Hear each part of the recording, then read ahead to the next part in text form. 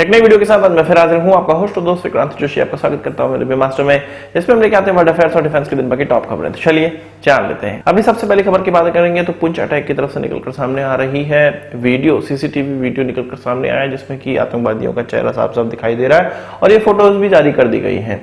इसमें खास बात यह है कि एक इलियास नाम का आतंकवादी इसमें आइडेंटिफाई किया गया है जो कि पूर्व एसएसजी कमांडो है और ये पूर्व एसएसजी कमांडो होने के बाद जब ये रिटायर हुआ तब लश्कर तोयबा को ज्वाइन किया और फिर ये टेररिस्ट गतिविधियों में या जो इसका रैंक टेररिस्ट जो रैंक है इसको अब मिल गई। इन तस्वीरों में हमजा करके एक लश्कर तोयबा कमांडर है वो भी देखने को मिल रहा है और एक और आतंकवादी इसमें देखने को मिल रहा है। कुल 3 आतंकवादी देखने को मिल रहे हैं और 20 मिनट तक ये अटैक हुआ।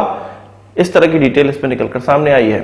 यहाँ पर 2-3 चीजों का और आतंकवादियों की तरफ से इस्तेमाल किया गया। वहां पर जो टेरेन था या जो जगह थी वो अंडर कंस्ट्रक्शन रोड थी जहां पर एक डंपर खड़ा था और वहां पर रोड़ी वगैरह गिरी हुई थी जो कि रोड बनाने का सामान था, जिससे कि यहाँ पर जो व्हीकल आरआर की व्हीकल जो जा रही है, इंडियन एयरफोर्स की जो व्हीकल जा रही थी वो यहाँ पर धीमी हो जाए। और ये देखने में मिल रहा था और ये देखने में पता चला कि डंपर के द्वारा इस गाड़ी का रास्ता रोका गया, जिप्सी का रास्ता रोका गया इंडियन एयरफोर्स के, और उसमें जो सवार लोग थे फिर उन पर गोलियां बरसाई जाने लगी, गोलियों से अटैक किया जाने लगा।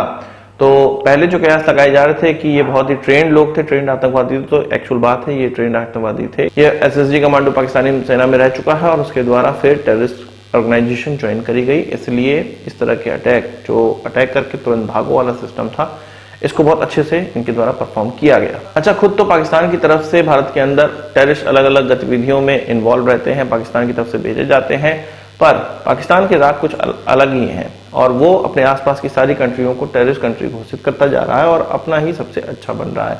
डीजीआईएसपीआर के उनका नया बयान निकलकर सामने आया जिसमें कि उन्होंने कहा है कि भारत की तरफ से कुछ 15 एयर स्पेस वायलेशन किया गया, पाकिस्तान का एयर स्पेस वायलेशन किया गया है, साथ ही साथ 200 से ज्यादा ऐसी घटनाएं हुई जिसमें कि मामले को गर्म करने वाली बात थी या इसमें छोटे मोटे सीज फायर वायलेशन किए गए, इसमें हवाई फायरिंग टाइप की फायरिंग की गई जिससे कि सामने वाला कोई गतिविधि करे और भारत को मौका मिले लड़ाई छेड़ने का। डीजीआईएसपीआर के द्वारा खास बात ये अब करी गई है कि बीएलए के और टीटीपी के आतंकवादियों को पहले वो बोलते थे कि भारत की तरफ से सपोर्ट किया जा रहा है, पर इस बार के बयान में निकलकर सामने आया है कि उनका कहना है कि अफगानिस्तान इन दोनों ही टेररिस्ट ऑर्गेनाइजेशन को शय दे रहा है।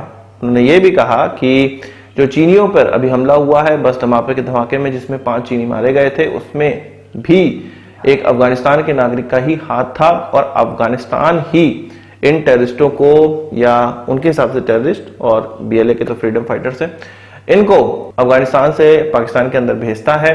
इन सभी लोगों की जो फैमिलीज हैं वो अफगानिस्तान के अंदर ही रह रही हैं और आतंकवादी घटनाएं कर रही है पाकिस्तान के अंदर, ऐसा डीजीआईएसपीआर का कहना है, पाकिस्तानी डीजीआईएसपीआर का कहना है। इसका मतलब यह है गोल पोस्ट शिफ्ट हो रहा है, वो भारत का नाम अभी इसमें नहीं ले रहे हैं। अब क्यों नहीं ले रहे हैं मुझे समझ में नहीं आ रहा है। हो सकता है चीन को उकसाने का प्रयास है, चीन को बरगलाने का प्रयास है कि ये जो है ये अफगानिस्तान वाले हैं ना, ये तुम्हारे लोगों को मारने के चक्कर में पड़े हुए हैं। अब चीन इससे अफगानिस्तान में कुछ ना कुछ करेगा जिससे कि पाकिस्तान को फायदा होगा, इसीलिए सारा दिमाग पाकिस्तान की तरफ से लड़ाया जा रहा है। अच्छा, एक और खबर की हम लोग बात करते हैं जिसमें कि पाकिस्तान और ईरान के रिश्तों की बात करी गई है।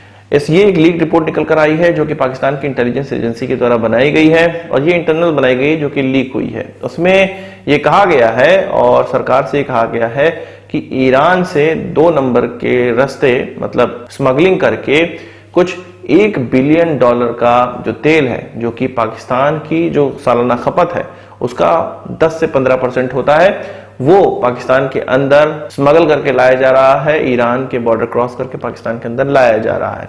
इसके बाद ये क्लियर हो गया कि पाकिस्तान जैसे ही देश हैं जो कि यूएस का सैंक्शन लगा होने के बावजूद ईरान कैसे आसानी से अपना जो तेल है वो बेच पा रहा है, ऐसे पाकिस्तान जैसे देश ही हैं। ये कहा जा रहा था इस रिपोर्ट में कि ईरान से लेके पाकिस्तान में कुछ 800 किलोमीटर का जो बॉर्डर है उसमें मेनली बलूचिस्तान से ये सारे जो तेल हैं वो स्मगल किए जा रहे हैं और 2000 से ज्यादा गाड़ियां रोजाना पाकिस्तान के अंदर दाखिल होती हैं और अलग अलग लोकेशंस पे पहुंचती हैं। वैसे तो पाकिस्तान की एजेंसी ने पाकिस्तान को होने वाले नुकसान के बारे में इसमें बताया है कि कुछ $800 मिलियन का नुकसान हो जाता है अगर यही तेल एक नंबर के तरीके से आता, तो इसमें टैक्स लगता, अन्य चीजें लगती, जिससे कि उनके देश की कमाई होती, उनकी सरकार की कमाई होती, जो कि नहीं हो पा रही है। पर यहाँ पर यह भी सोचना चाहिए कि जो स्मगल किया हुआ तेल है ये कम दामों में बिकता होगा। पाकिस्तान को तो एटलीस्ट इससे फायदा ही हो रहा है कि सस्ता तेल उनके नागरिकों तक पहुंच पा रहा है, नहीं तो पाकिस्तान और क्या करता, इतना महंगा तेल खरीदता, वहां के नागरिकों पर और ज्यादा दबाव पड़ता।